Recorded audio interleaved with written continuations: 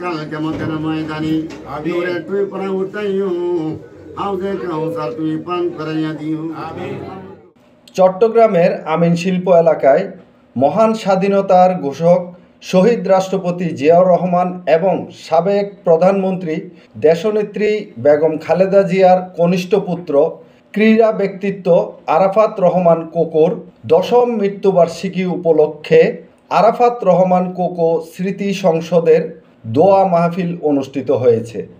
শুক্রবার দুপুরে শান্তিনগর এলাকায় আয়োজিত মাহফিলে প্রধান অতিথি ছিলেন চট্টগ্রাম মহানগর যুবদলের সাবেক ধর্ম বিষয়ক সম্পাদক মোহাম্মদ মহিউদ্দিন মুকুল।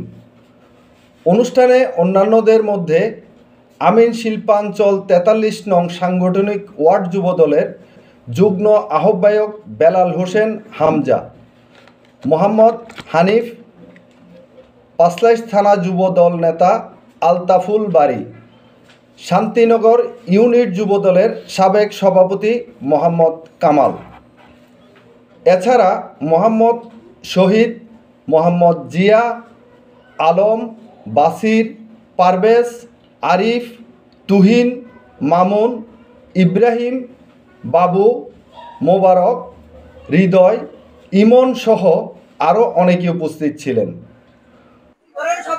স্বাধীনতার ঘোষক গণতন্ত্রের রূপকার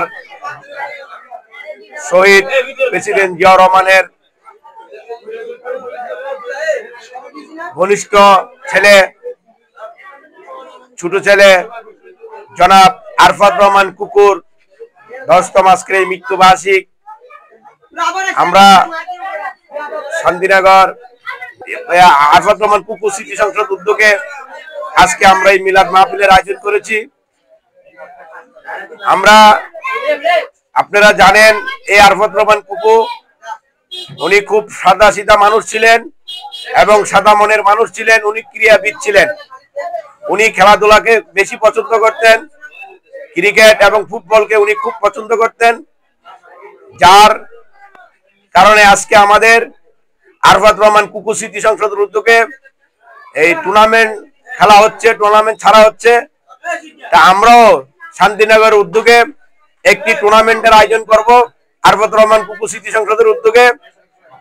আমি আজকে আপনাদের মাধ্যমে 24 এর মাধ্যমে দেশবাসীর কাছে আরাফাত রহমান কুকুর জন্য দোয়া চাচ্ছি। আল্লাহ যেন ওনাকে বেহেশত নসিব করুক এবং সাথে সাথে দেশনেত্রী বেগম খালেদা জিয়ার সুস্থতা কামনা করছি এবং বিএনপির ভারপ্রাপ্ত চেয়ারম্যান জনাব তারেক রহমানের সুস্থতা কামনা করছি এবং যারা বাংলাদেশ জাতীয়তাবাদী দলের যেসব নেতাকর্মীরা শহীদ হয়েছেন, শাহাদত বরণ করেছেন, তাদের সকলের মাগফিরাত কামনা করছি। বাংলাদেশ জিন্দাবাদ, জাতীয়তাবাদী যুবদল জিন্দাবাদ, শহীদ জিয়া অমর হোক, খালেদা জিয়া জিন্দাবাদ। মাহফিলে মোনাজাত পরিচালনা করেন কারি মাওলানা মুসলিম উদ্দিন আহমদ জেহাদি। যারা দেশের জন্য শহীদ হয়েছে, বিএনপি নেতা কর্মীরা যারা শহীদ হয়েছে, আর অন্যান্য নেতা কর্মীরা যারা শহীদ হয়েছে দেশের জন্য, প্রত্যেকে শহীদের মর্যাদা লাভ করার তৌফিক এনায়েত করুন।